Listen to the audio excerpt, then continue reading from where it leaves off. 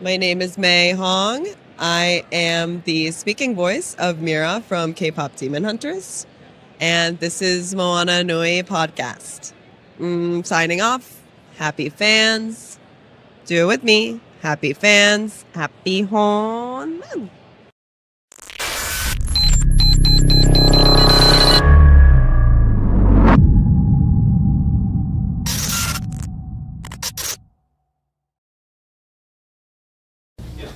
All right. Are we live? Are we live? Yeah. Are we live?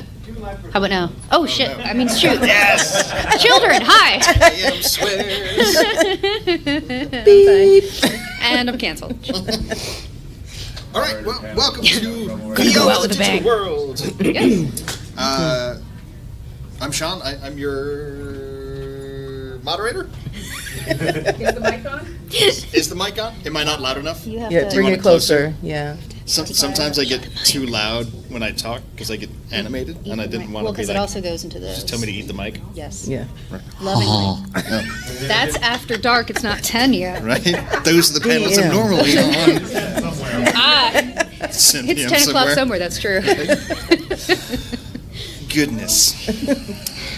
I will try to keep it PG. Yes. So, Thank you. before we dig into talking about voiceover in the digital world and different components of that, I would like my panel to introduce themselves. So, going from my left to your right. I'm dyslexic, so I'm assuming you're me. Me. That's I'm also not. why I'm pointing Okay, at you. yes, thank you. Hi, I'm Cricket. I'm Cricket Michelle. I use they, them pronouns. I'm a voice actor. I've been doing this since 2014. So I've been doing a lot of remote work because my personal life is a little more, my living situation is a little more all over the place because this economy. So I have a lot of background in remote setups as well as budget setups. So I will let you all know at the end, I do have QR codes for free resources about building a remote setup on a budget with links. I also have free resources on getting kind of started in voiceover, as well as resources if you are someone who has gone or is going through a second puberty and how that affects your voice physically. Hello, I'm Dana Morgan. I've been voice acting since 2020, so I was one of those that during the pandemic I was able to lean into that, and I'm also do a lot of remote voice acting roles.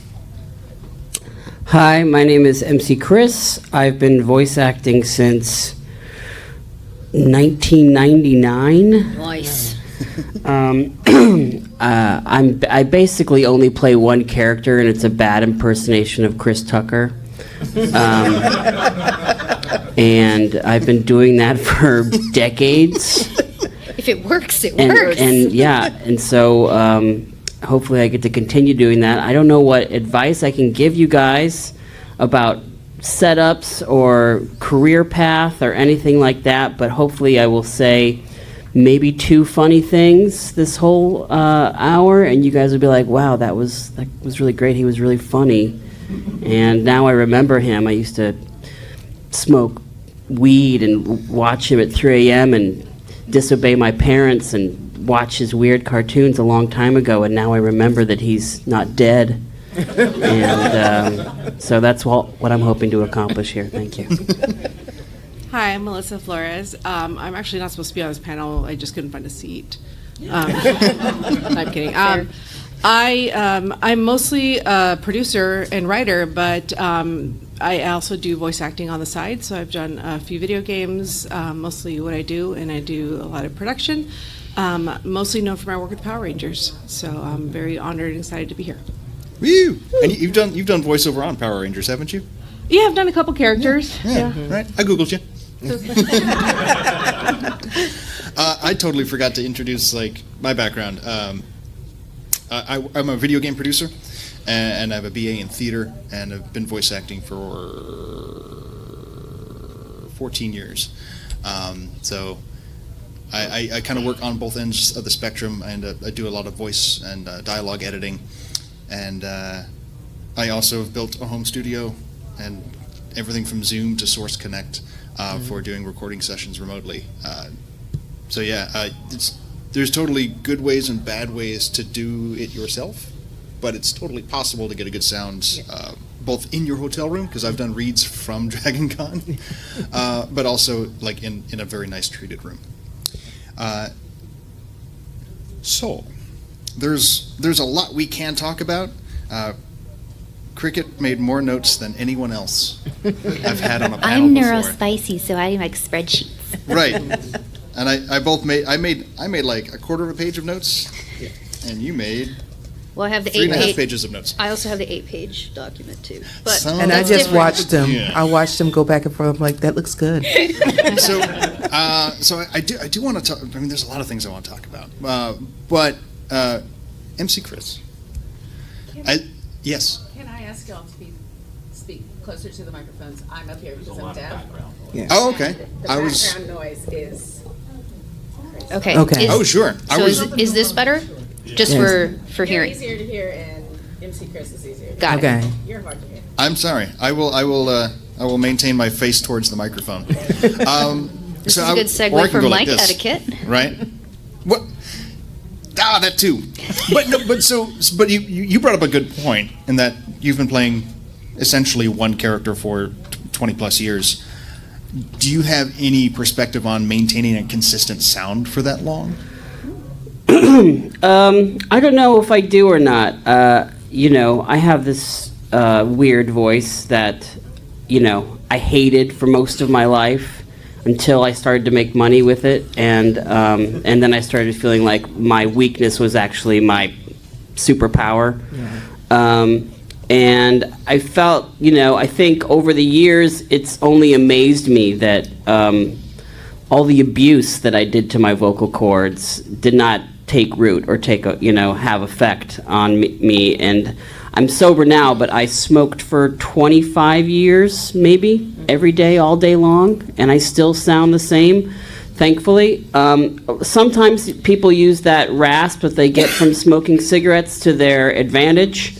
And it wasn't cigarettes for me, in case you're wondering.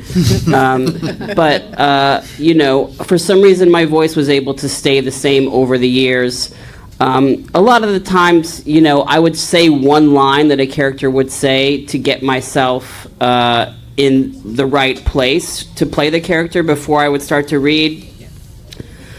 I'll try to do it. I tried to do that once, like before I started to say my lines, and that would kind of put me in the right place and make sure I was doing the right thing. But there would always be some sort of line I would say before I started working to just put everything to where it needs to be. One line would get me there, whether it was with Hesh on C-Lab or with MCP Pants on Aqua Teen Hunger Force.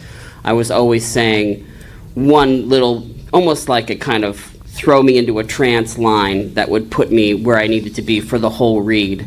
And that, thankfully, was pretty consistent throughout the years. I think, thankfully, I have a strange voice as is, and my characters are just like screaming all the time, which makes home recording a hoot.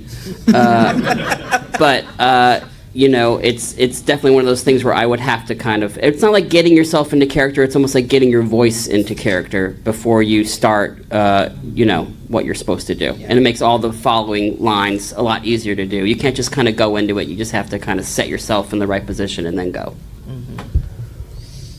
Awesome. Thank you. Misty, you're making eye contact. You have a very lovely mustache. Yes. Yes, it does. Gracias. Now I forgot what I was going to ask next. Oh man, I'll put you on the Making spot. me blush. So lead-in lines, which is partially on topic at least, but that's a really important point technically. And Cricket, I'm almost certain you have something to say about this. But like, as far as like within the scope of acting, and especially if you're trying to give yourself little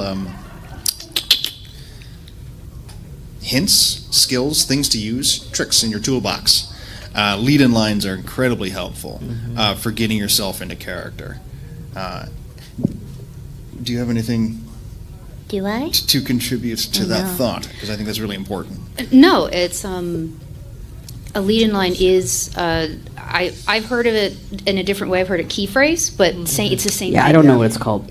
I don't either. You can call it anything. Your moments before. Yeah, I think it's interchangeable, but it's a phrase that kind of, especially if you're doing accents or you're doing a specific like body placement in your character voice, like the top of the head, like if there's something up here, or you're down growling something. Like there's you have a key phrase that kind of sets the character in or sets the voice or the accent. So that's super, super helpful. So. And also not abusing your voice is like a really important thing. If it's something that you want to use and something that you want to have for 25 years or so, abusing it like I did, I think I was lucky that I don't sound like a gravelly truck driver right now.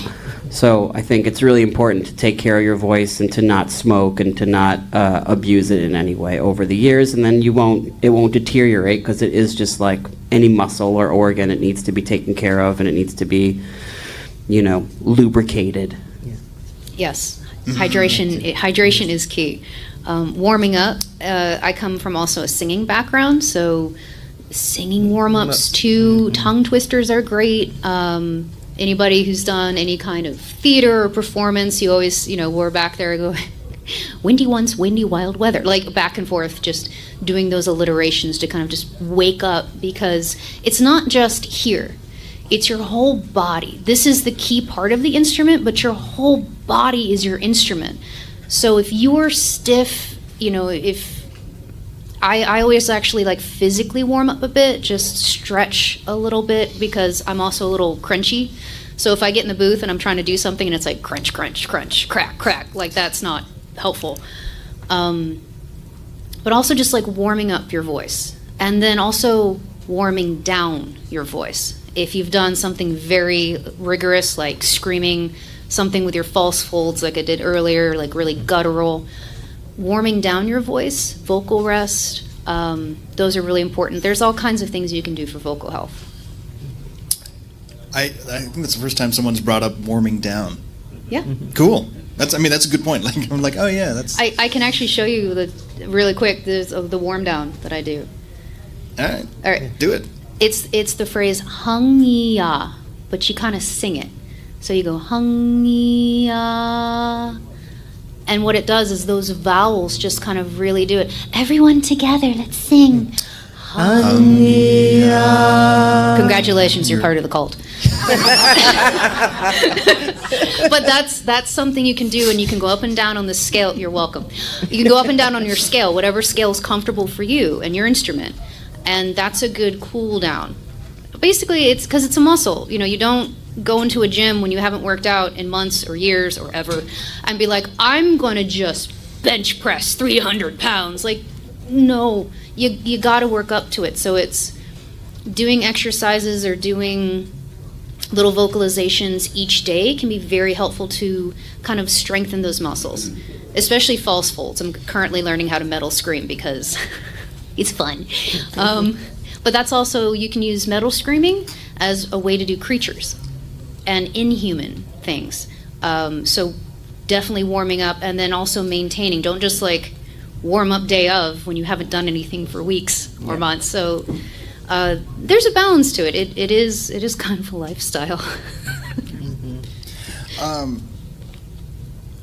I'm just going to go down my list of questions, but anyone is allowed to participate. Yeah, don't let me keep talking, because I will talk in nauseam about this stuff. I will say that if you're curious about what kind of warm-ups are appropriate, like the lovely thing about the internet these days is you can find any kind of vocal warm-ups for free, and they're very easy to find, very easy to do, and the information is out there. All you got to do is look for it. It's also important to not talk. So maybe don't go to lunch before I record and talk with a friend for an hour. Or afterwards, if you have stranger voice, to like not talk for a little while. Like I'm a touring rapper is what I mainly do these days. I've been rapping for 20 years, and there will be shows where I'm performing without a voice, and I don't know where the voice will come from during performance, but I will be panicked afterwards. And there are things you can do. There's a tea that every performer swears by called throat coat. Yes. And then there's also opera singer I forget what it's called, but there's some opera singer lozenge that also people use. But Oh, the blackcurrant ones? yeah, if Yep. you lose your voice, there are ways to snap it back into place. But also the most important thing is to not use it if their time is coming where it is very important that you do use it. So definitely don't wear it out and gab too much before a record. Yeah, because vocal nodes. Fisherman's friend. Yeah, vocal Fisherman's nodes friend. are serious business that usually requires like surgery. So don't take care of it. Yeah, and care if of you've ever been in a situation where you've lost your voice and you're like, oh, I still have to go do a thing, find a way to delay it. To taking care of it is so important. Like I got a booking for a hair product brand, and I was it was in San Francisco for a big game developers conference, and I lost my voice. It was gone, and I tried to go back to my room, record it, and I was like, so I emailed him right away. I was like, hey, I don't have a voice. Can we delay the recording by like 3 days and just let me? What's cool about that. the body, though, is that if you think of your body almost like a hotel, there are floors that won't work at all, but you can just kind of have things come from a different floor. I don't know how I do it. That's the only way I could explain it, but there have been times where I've walked on stage with no voice, and then I will just find a different part of me that has something to offer. So there are ways that you can get out of it if you're trapped, and I often am. But your body is amazing in the way that it can kind of compartmentalize your voice, and there are different places a voice can come from. You all heard the idea of like it coming from your diaphragm, but it can also come from your throat, from the top of your head, through the back of your throat. There's lots of different places that a voice can come from. If one thing is shut down, go try a different place. Yeah, vocal placements. Yes. So I'm like I didn't expect it to go this way. Does anyone have like a favorite vocal like care routine? It's like we mentioned throat coat, we mentioned fisherman's friend. Like, do you have like anything else? Is either ways to stretch, ways to rest, ways to just kind of keep it feeling good, especially like doing long sessions?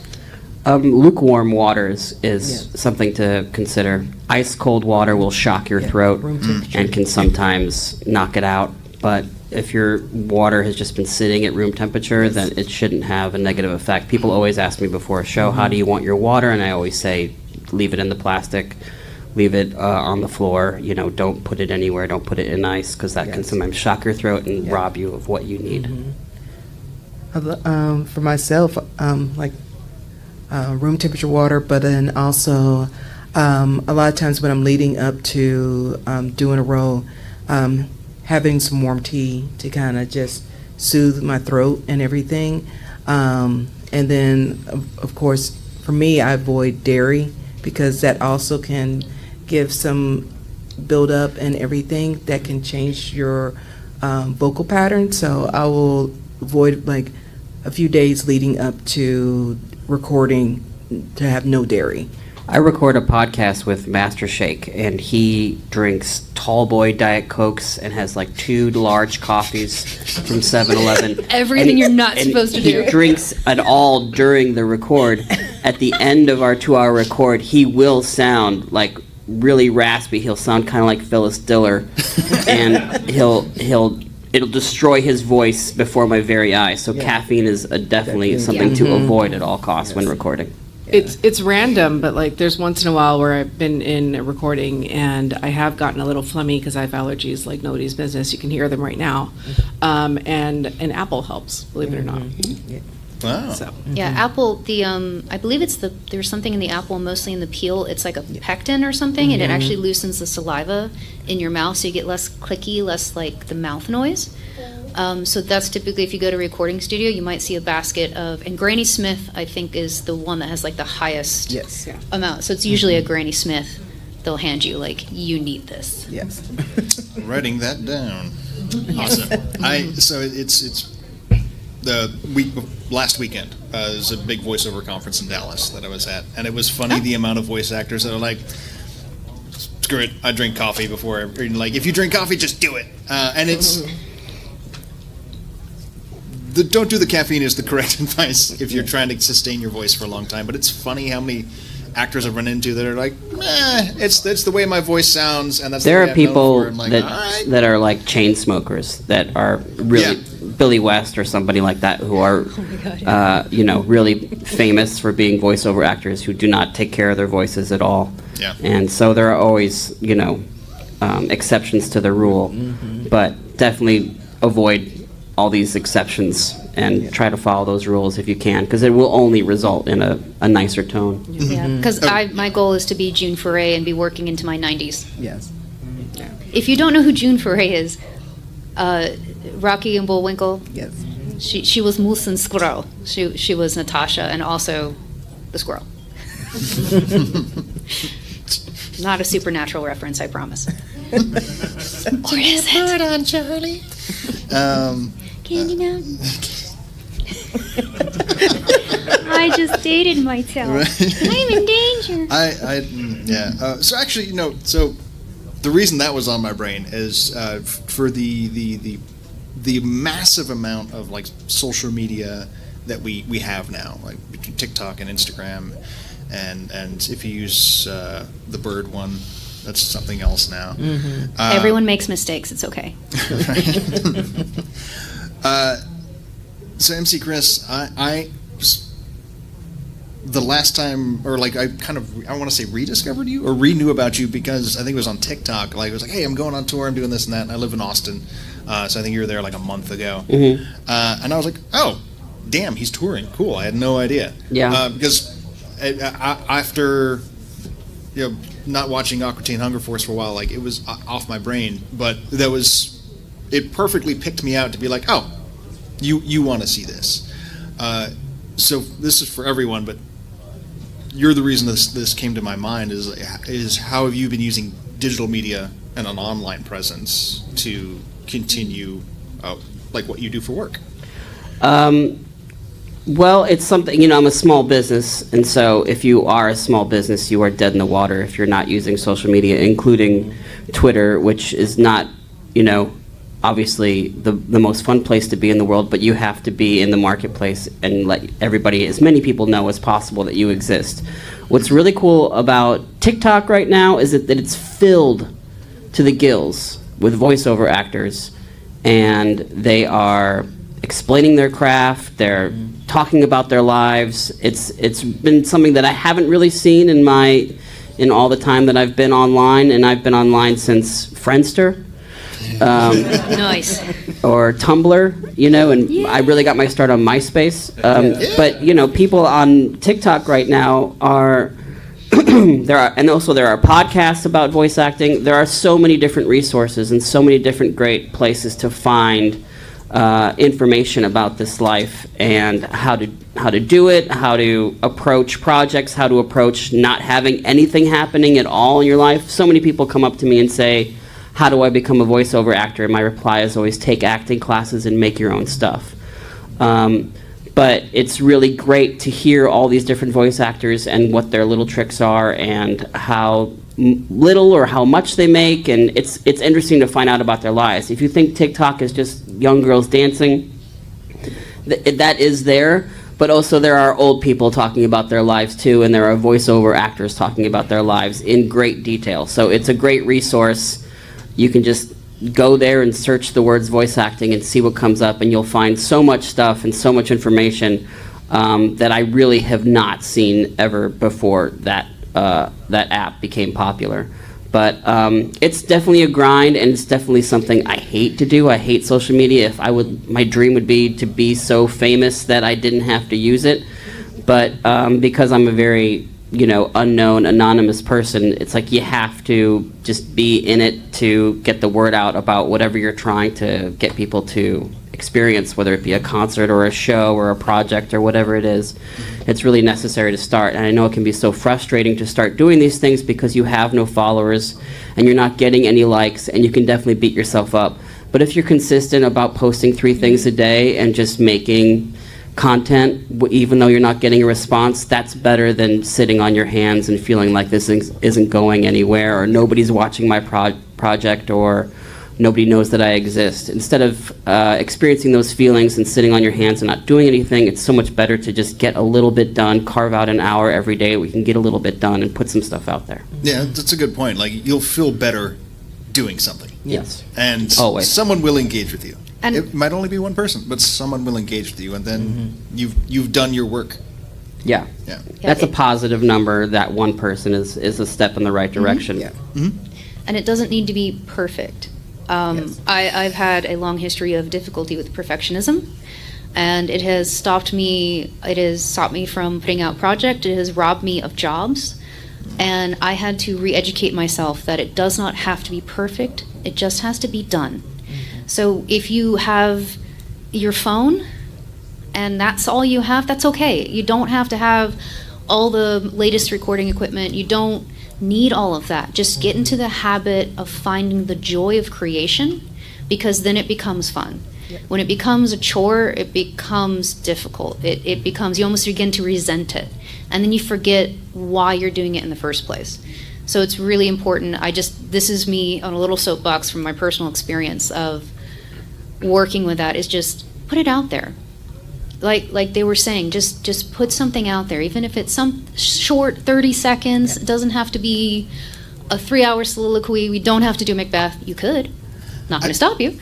I know. I did that one time. Not Macbeth. I did all the sonnets. Of course you did. But just getting it out there, because if it becomes more of a habit, you find more of the joy. It just, yeah. It's also a muscle. It's like journaling. If you've ever gotten into a good flow with journaling, if it's something that you're doing on a daily basis, it just gets easier and easier, and you just get better at it, and it becomes something that's not such a chore or a strain to do. And it can be really hard to do, especially if you're depressed. So many things, just getting out of bed is difficult to do. But if you can work those muscles and get that stuff going and do it on a regular basis, then it won't be so hard to, it's basically like going to the gym. If you hate going to the gym, once you're at the gym, it feels great. So it's just one of those things where if you keep on doing it on a regular basis, it won't be so difficult to do. Right. And you can live in that honest moment. You're like, I don't want to voice act today or work out today, and I'm pissed that I'm doing it, and I don't want to do it. Share that. If that's part of your social media post, like, I'm just going to do warm-ups, I'm like, I don't friggin' feel it, man. People will empathize with you. Yes. It's incredible how, there's a lot of toxicity online, but there's a lot of support too. And I find voice acting, and specifically voice actors, are generally pretty nice people. Some great advice that I saw recently was pretend that you're FaceTiming instead of pretending that you're making content, and that your content is like, this is my goal, is to make content, and I have to make content every day, and I've made a list of all the things I want to talk about. Making content can also just be like turning on the camera and talking about how you feel. It doesn't have to be therapy. It still has to be a consumable soundbite. But you can like he just said, you can let people know what you're going through and how you're doing. And you have no idea. It's really weird. You never know when something is going to work, and when something is going to connect with a lot of people, and then that can be the beginning of a lot of things. The more honest you are, the better off you'll be. Yeah, that's really true. Melissa. Yes. Bonjour. Hello. So in relation to talking about like online presence and sharing stuff online, because I Googled you. And I know you said you're a producer too, but I was curious if you've ever come across actors that have worked in things that you've worked on, or actors that you want to work with online via their presence. All the time, All of the course. time. Yeah. Absolutely. Networking is a huge part of working in the industry, no matter what you do, whether you're writing, producing, trying to act, I also write comic books, trying to draw. Literally everything and everything in the industry is who you know and the relationships that you have. So if you are interested in a thing, go online and interact with the people that are also doing the thing. So get to know the voice actors. If you go to conventions, meet the voice actors, talk to them, ask them how they got started. Find other aspiring voice actors. The more you guys get together, the more there is community. When they start working and they find other people that are hiring, they start recommending you for people that are working. And that's how it works literally in every juncture, whether you're trying to write trying to act, putting things together. It's all community. Everybody comes up together, and that's the great part of this kind of industry. So when I go online looking for talent, it really is like looking for who's out there, who I think is talented, who I haven't talked to in a while, who's looking for work. I recently did, a couple years ago during the pandemic, we couldn't do anything because everybody was stuck inside, and we did a series called The Unleashed, which was on Twitch, and it was a half Dungeons and Dragons kind of scripted RPG, but also it was a scripted series. And we had to do it at home, and it was half actors, half influencers, and a lot of voice acting. And so it was really interesting how we all had to be in our homes because it was the pandemic, but we had to film things. We also had to do a scripted show, but it was also D&D. But a lot of that was based off the power of influence and the power of community because it was aired on Twitch.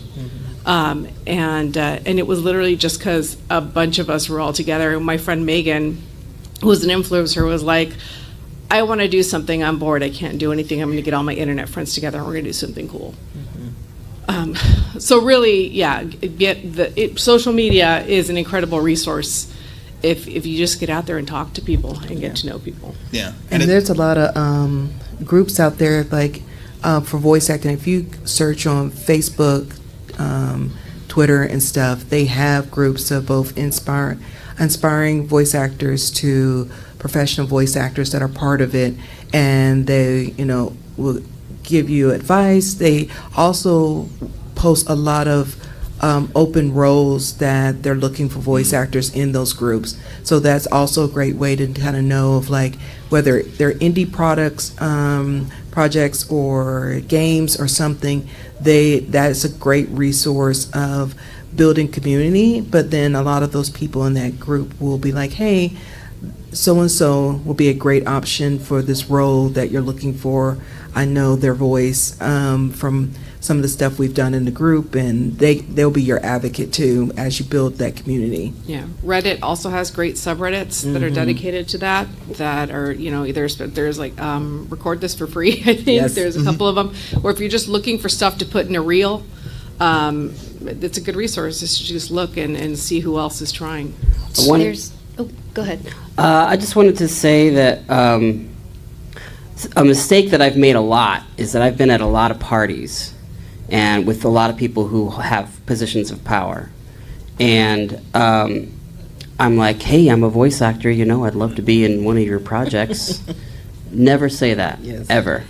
The key to these conversations that you have at parties, and if you are in a social situation, if you're going up to somebody at a con who's behind a table, that is a great time to be like, I want to do this, that, and the other thing, what's your advice? You can just forget about social niceties. But if you're at a party or you're talking to somebody in a social context, you're having a cigarette with them outside the hotel or whatever it is, what you want to do most importantly is connect with them. Yes. And to show your enthusiasm about either something that they have taken part in or were a part of, or just find some point of connection. And you really just want to be like, oh, I love fishing. And you want to talk about fishing for as long as you can with that person. And then at the very end of the conversation, be like, okay, well, let me get your info or let's exchange info. You never want to solicit for work. Yeah. You never want to talk about how you don't get hired and how nothing's going well for you. You don't want to be negative. Yes. You don't want to let them know that you suck. It's really important that you don't say, hi, I suck, and you never want to work with me. That's not what you want to do in a conversation. You just want to find that point of connection. It can be a video game. It can be anything that has nothing to do with work. And you want to let them know that you are somebody that they want to work with because you're pleasant to be around. It's a really difficult thing to do, especially if you're socially awkward like I am, or you're in your head thinking that you suck all the time. But it's really important that you not solicit in a conversation, in a social scenario. It's really important that you just kind of hang out if you can. Try to be chill and, get to know the person and find some point of connection that you guys can both kind of celebrate right there and right then. Yes. And then at the end of the conversation, be like, well, I'd love to keep in contact. IG is a great, non-committal way to exchange information without giving phone numbers.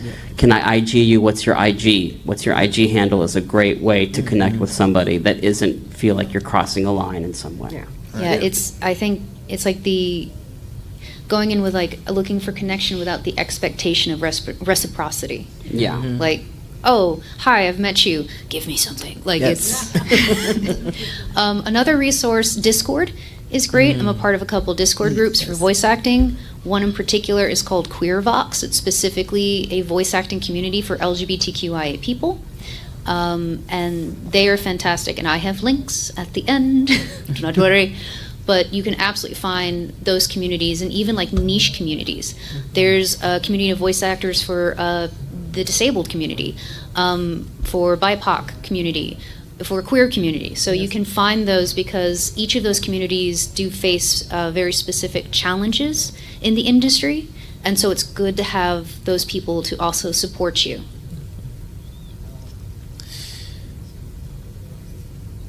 Excellent points. And it's one of those things I was where waiting for you to be like, I was "You like, I was just nodding my head off, going like, no.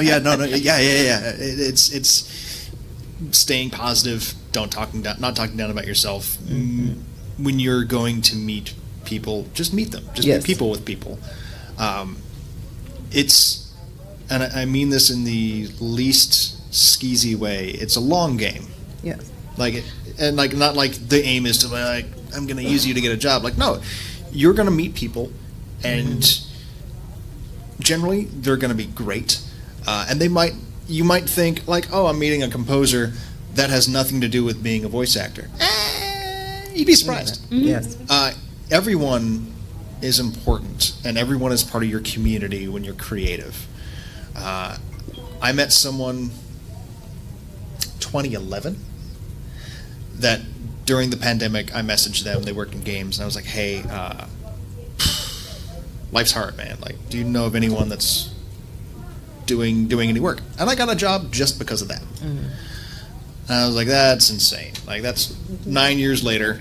Yes. Okay, so that's incredibly important to build friendships and to build community. Yes.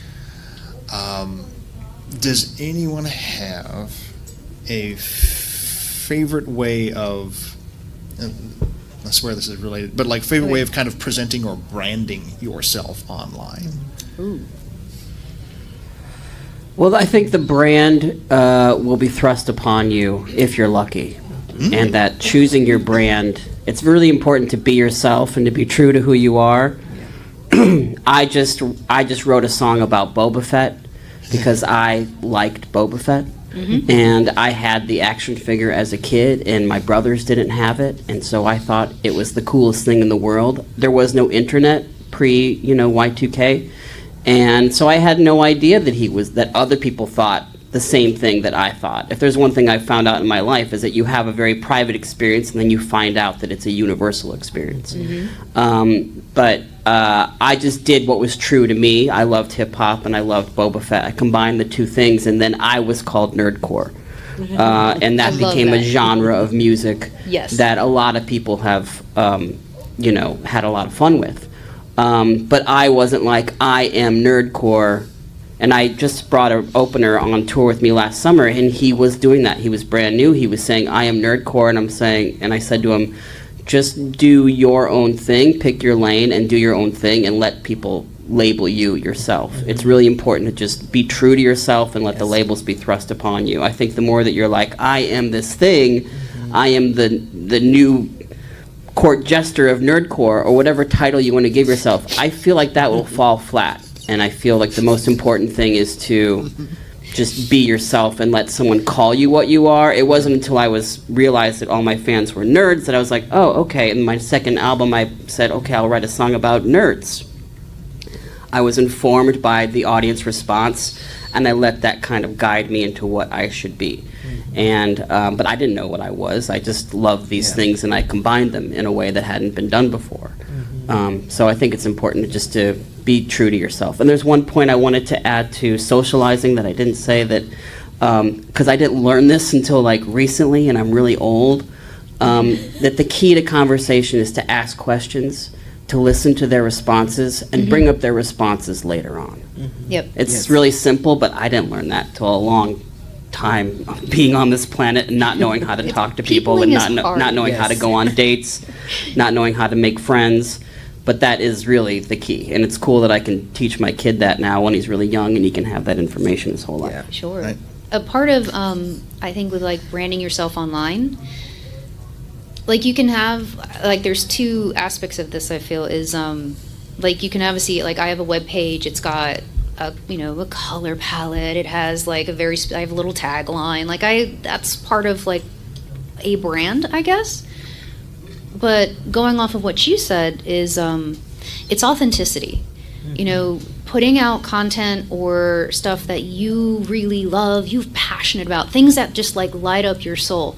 And the audience will find you, and gigs will find you, because they're like, oh my gosh, that person is so passionate about this. I happen to be my brother's second cousin's former roommate twice removed, is a producer on, you never know. And they'll just send them the link of like, oh my God, this person's has a rap about Boba Fett. You should see this. So it's just, you putting out like authentic content that reflects yourself. I think people who are looking at that, and correct me if I'm wrong, but it's like casting directors or producers or anybody of that professional capacity, they're going to see that. They're going to see that passion. You're not just putting it out to get numbers and likes. You're putting it out because you're part of the fandom. Yeah. You're part of that community. You brought up something really important with talking about color palette and how you present yourself. Once you do know who you are and what you are, and once you've been informed by the audience what those things are, it's really important to be consistent after once you figure it out. Like I have kept I have a little cartoon version of me that has been on my t-shirts for 20 years, and I always just kind of like keep on doing that. I even keep my fonts the same. It's a logo. It's like your logo. I keep things, and I always write in lowercase letters when I write online or on social media. And I've just been really consistent about those things. Once you figure out who you are, stick to that, and have faith that that's like these are going to be your identifying characteristics. And it's a great way to let people know that it's you who's talking and not somebody else. Yes. For sure. Yes. Dana, Melissa? No, I was definitely going to echo the same thing, because for me, it's just like just being in my element, just stuff I enjoy. And, I got pulled into, I like to say I got pulled into a podcast because. It happens. Yeah. And then Podcast happens. yeah, and she was just like, yeah, you're going to be my co-host. And because of me doing that, that's how I got pulled into voice acting, because we kept hearing from audience members like, yeah, Dana needs to get into voice acting. I was like, I've always heard that growing up, but I was just like, yeah, no. And then eventually I was like, yeah, I'm stuck at home. It's a pandemic. Yeah, let me go ahead and start playing around with this. And then that's like everything start coming to me as far as people are like, yes, you're branding what people see you as because of the stuff you do. So yeah, It's really I'm not a particularly religious person. But pay attention to the universe or God or whatever you want to call it. It's talking to you all the time. I like to liken it to playing a video game, and you don't know what ledges to hold on to unless they're painted white, or you don't know which way to go unless there's like a light source. At some point, you're like, I'm going to head towards the light source. Yep. That's how you should be in life too. You should head towards this.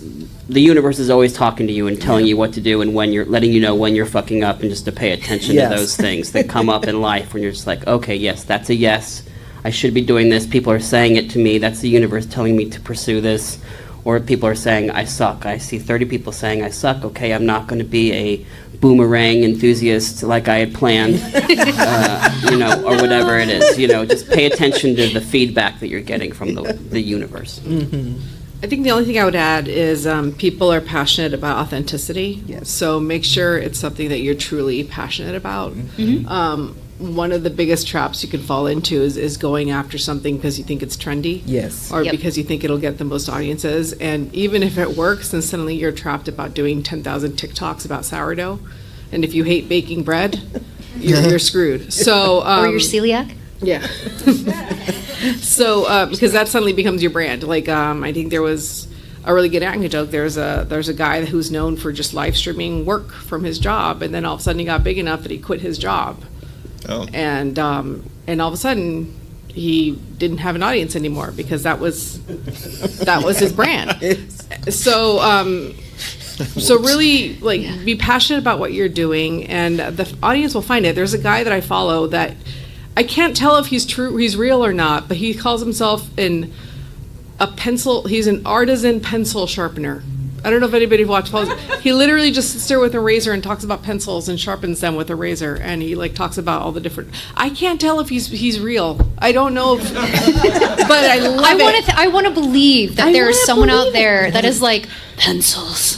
He's an artisanal pencil sharpener. Yes. And it's the most fascinating thing I've ever seen in my life. You hear this all the time, find your niche. Yeah. Which is really important. And you wouldn't think, but like those people who do like the power washing. Yes. It's mesmerizing. You're like, it's so clean. And these guys are just power washing. So yeah, find your niche. Yeah, absolutely. Do I know anything about artisanal pencils? No. But I will watch every single video that comes out. You're gonna have to share that with me. I want to watch it now. It's amazing. It's phenomenal. And I cannot tell if he's actually a real pencil sharpener or if this is like a thing, but I don't care at this point. I think it can be really difficult too to deliver a consistent message, and you will get bored and you will get frustrated with it. But you have to remember that there are people. I guess there was one person who was like, have a cup of coffee with me every morning, and then that turned into like a coffee brand. Mm-hmm. But what that person has to remember is that people are waking up and they're connecting with that person every morning. It's becoming a part of their routine.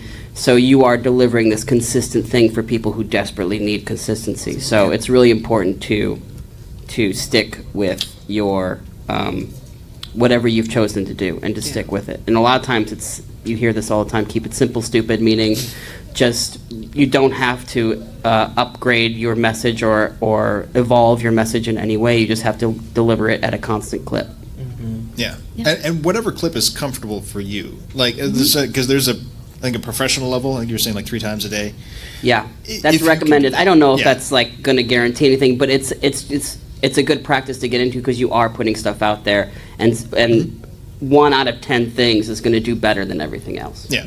I mean, like, I had some life stuff happen this year. Once a month was all I could do. So that's what I did.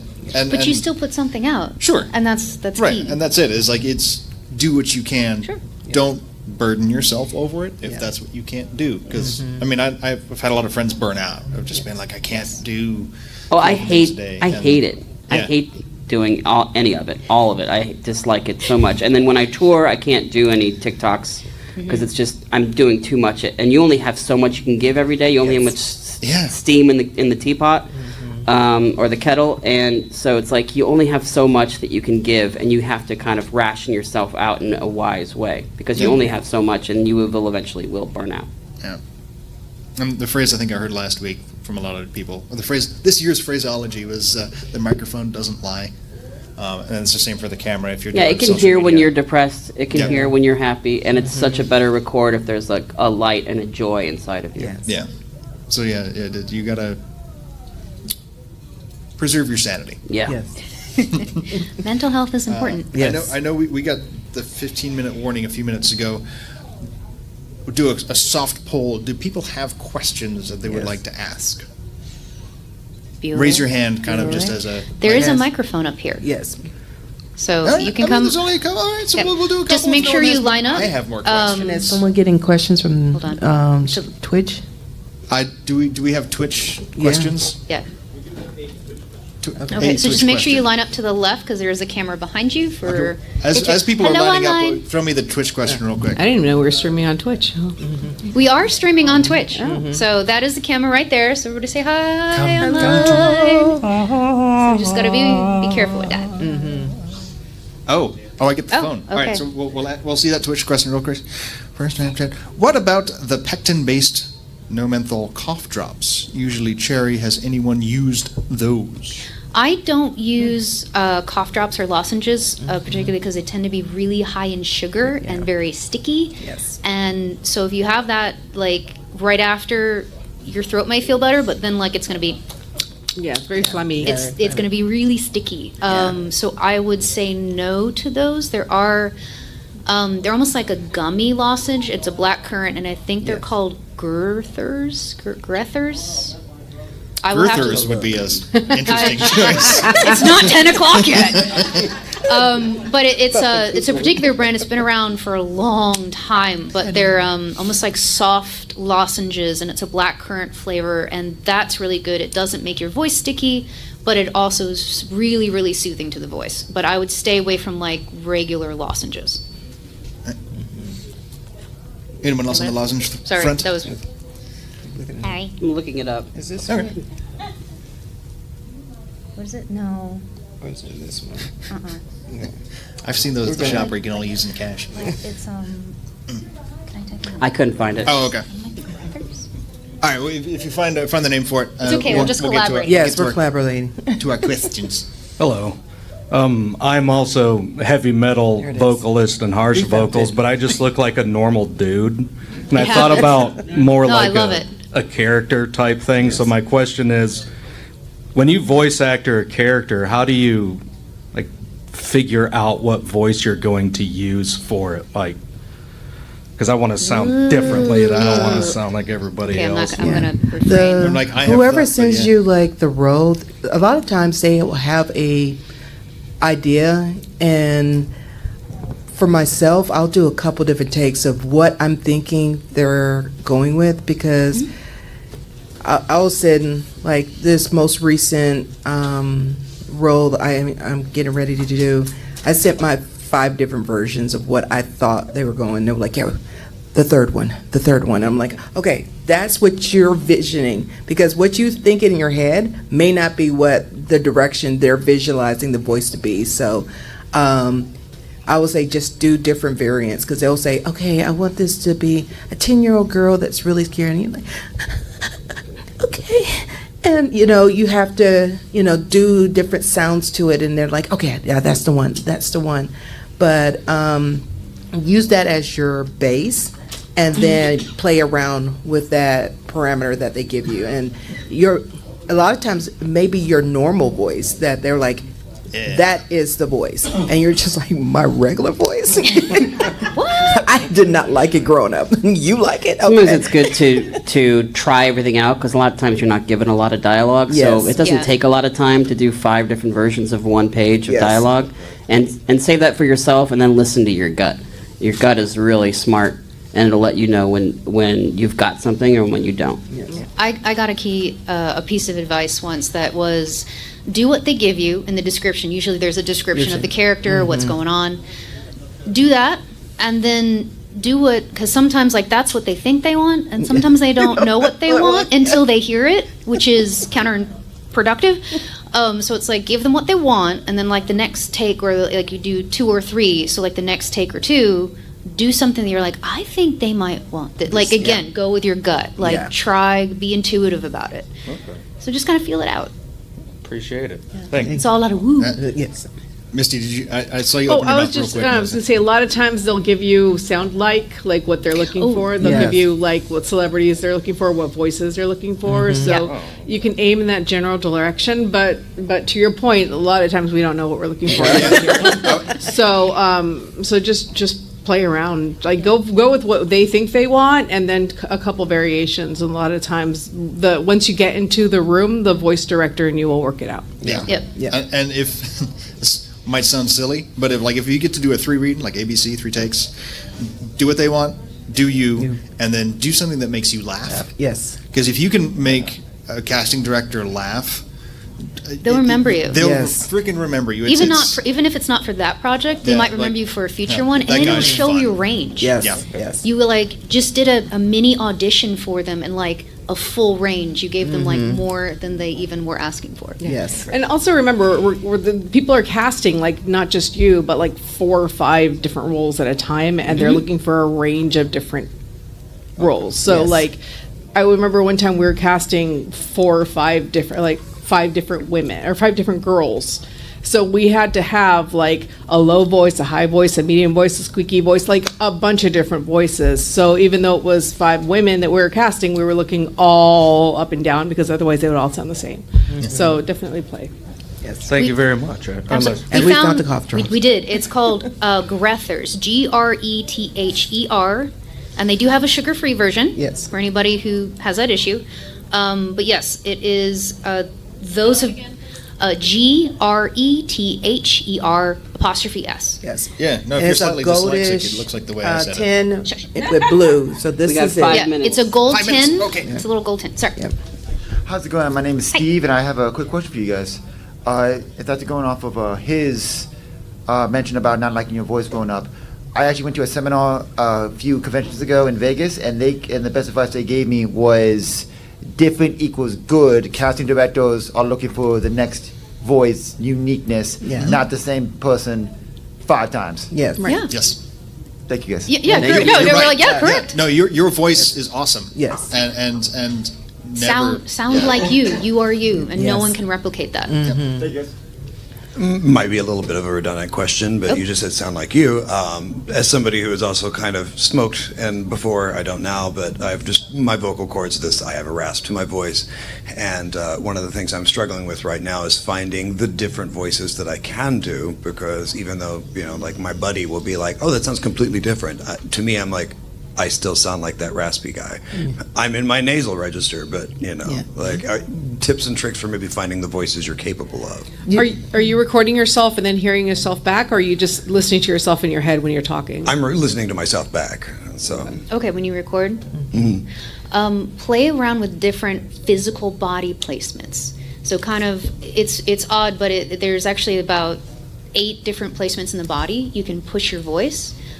2 bonus ones, but those can be a little tricky. But like most people can hit 8. And it starts at the top of the head, it's the eyes, adenoidal, nasal, mouth, I do have links for Okay, people. yeah, I'm gonna but get- it's just kind of playing around and pushing your voice in different directions, recording that. And when you find that placement,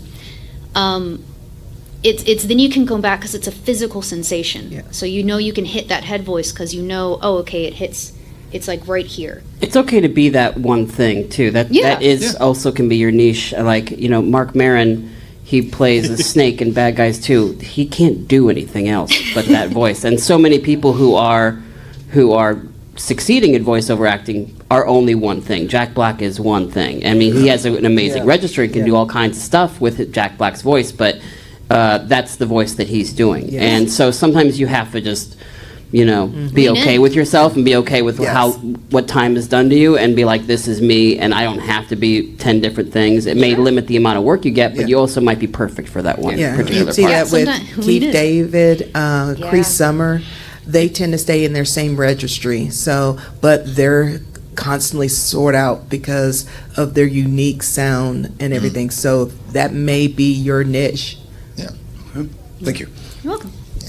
Hello. Hello. I just had something I was a little bit curious about voice acting with multiple accents or characters in like audiobooks or podcasts or like short form content. Like, how do you go back and forth between all these different voices and stop them from like bleeding over or like keeping them straight or whatever? I was always Are you recording yourself I'm not or on like personally, video? but like Because typically when like you're doing a script and I'm let's say like all of us are in a show together, we record separately. Yes. Or if I'm doing like 2 characters, I'm going to do the lines of one and then go back and do the lines of the second one. So I stay in that think headspace. Justin did that on Rick and Morty. He would go back and forth in the record, but that is like That's extremely practice. rare, and that's That- just because he didn't want to do 2 sessions, Yes. and he was just being a rich asshole and wanted to like be like yada yada yada. Let's get out of here. I gotta hit the links. But that's not how it's done. It's always read one thing at a time Yep. and then edited later. okay, thank you. Hello. Hi.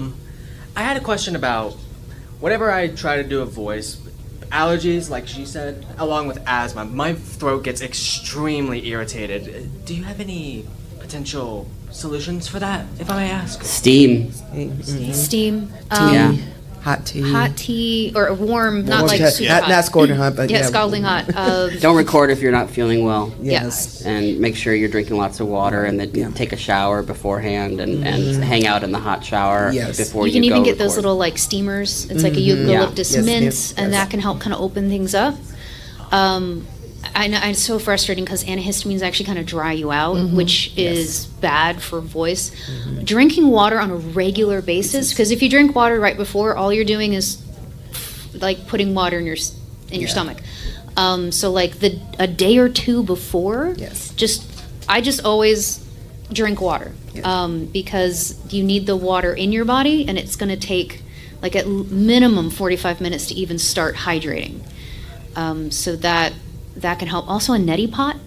I don't know if a neti pot or like the saline solutions that can kind of help flush out your nasal passages, especially with like seasonal allergies or allergies in general. So, yeah. Don't go outside. Be a hermit. Yes.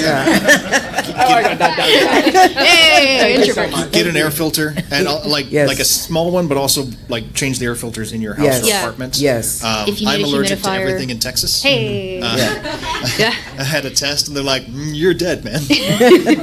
So be on a hermit. We got 1 minute. 1 minute. All right, let's do it. All right, quick. I'm a software developer. Cool. I would never quit my day job, but the economy is like crazy, so I was also wondering, is there viability in voice work as supplemental or part-time? There can be. I mean, even the people that are doing well are getting underpaid, and the work is few and far between. It's really like people who have created their own things and have to create that thing on a regular clip that are probably doing well. I think like if auditioning and trying to get work, and people that are succeeding and kicking ass, even the most like well-received people or the most popular people, they're still getting underpaid. Yeah. A lot of times it's scale. It's very small amounts of money that definitely won't even pay your bills that month. So it doesn't take a lot of time to do. You can do it before or after work. Hold on to that job but still pursue what you want to pursue. It's a lot of work, and sometimes without. You don't get much back, but you do it because you can't not do it. It's a labor of love. It literally is. It's a labor of love. But you end up finding those projects that even if it's just a passion project for everybody, you still at the end you have a finished product, like an audio drama, a podcast. Like the small indie projects are wonderful because it keeps you active. It keeps you in the mindset in the community. So those are wonderful. Like right now, podcasts, obviously in the digital media track, but podcasts have been great. It's like that old-fashioned radio show is coming back, and people are consuming it because it's not AI. It's done by people who are passionate about the genre. They are passionate about writing, and they get all their nerd friends in on it who are voice actors. I'm speaking from experience. I was going to say I actually have a promo material for an audio drama I was just in. So, I would say it's a bit of a double-edged sword, and I don't want to be like all nihilistic about like it's awful. Yeah. Well, but to just be honest about it, it's a lot of work to get work. Exactly. Yeah. Yes. For every job you get, you probably have auditioned for 20, 30, 40, 50 more that you did not. Oh, and that's if you're highly desirable. Yeah. Yes. So that's a lot of investment for very little return. Yes. Thank you. Thank you. Cool. When we're at time, thank you so much. Appreciate you all for being on the panel. Yes. Have a great Dragon Con.